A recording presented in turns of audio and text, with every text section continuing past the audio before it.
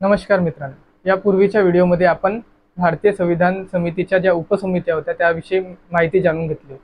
आज भारतीय संविधानाविषयी जे 3-4 फॅक्ट आहे ज्याच्यावर वारंवार प्रश्न विचारण्यात येते कुठल्याही परीक्षेत, त्याविषयी आपण माहिती बघणार।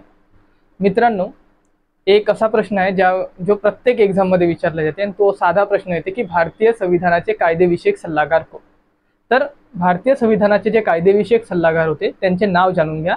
आपल्याला फळ्यावर दिसत आहे की त्यांचे नाव होतं सर बी.एन. राव।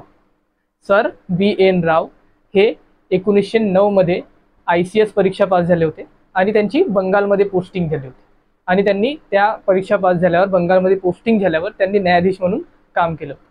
1938 मध्ये त्यांना नाईटहुड हा किताब सुद्धा मिळालेला आहे। त्यांनी मास्टर्स केल्या स्टॅटिस्टिकमध्ये आणि 1944 मध्ये ते सेवानिवृत्त झाले आणि त्यानंतर घटना समितीचे किंवा संविधान बनवण्याचे काम त्यांना देण्यात आले। त्यांनी एक कच्चा ड्राफ्ट संविधान समितीचा बनवला होता आणि त्याच्यामध्ये 243 कलम होत्या।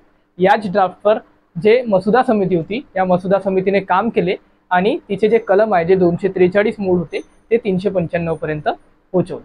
म्हणून डॉक्टर बाबासाहेब आंबेडकरांनी सुद्धा असं म्हटलंय बी.एन. राव विषयी की जो क्रेडिट मला दिला जातो तो फक्त माझ्याच क्रेडिट नाही, तर त्यामध्ये पार्ट म्हणजे काही भाग जो आहे, जो क्रेडिट आहे काही भाग, तो सर बी.एन. राव यांना सुद्धा जातो, कारण त्यांनी एक कच्चा मसुदा तयार करून ठेवलेला होता।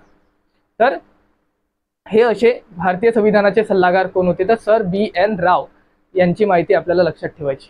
दुसरा महत्त्वाचा फॅक्ट आहे की आपली जे घटना समिती होती, संविधान समिती होती, त्याचे जे सचिव होते त्यांचे नाव आहे H.V. अय्यंगार। यांच्याविषयी जास्त प्रश्न विचारले नाही आहे, पण तरी सुद्धा पुढे विचारलं जाऊ शकते की घटना समितीचे सचिव कोण होते, तर H.V. अय्यंगार होते। त्यानंतर घटना म्हणजे भारतीय संविधान ज्यांनी आपल्या हस्ताक्षरात लिहिलेलं आहे किंवा ज्यांनी आपल्या हस्ताक्षरात लिहिलं त्यांचे नाव होतं, कोण होतं, त्यांचे नाव होतं प्रेम बिहारी नारायण रायजादा। काय नाव आहे? प्रेम बिहारी नारायण रायजादा यांनी आपल्या ओघवत्या शैलीत म्हणजे इटालिक शैलीमध्ये भारतीय संविधान लिहिलेलं आहे। ते त्याच्या 2 मूळ प्रती आहे, एक आहे इंग्लिशमध्ये आणि दुसरी मूळ प्रती आहे हिंदीमध्ये। आता हे झालं लिहिण्याचे काम, पण त्याच्यावर जे नक्षीकाम केलेलं आहे, जे छोटे छोटे चित्र काढले आहेत, भारतीय संस्कृतीचे चित्र त्यामध्ये आपल्याला दिसून येते।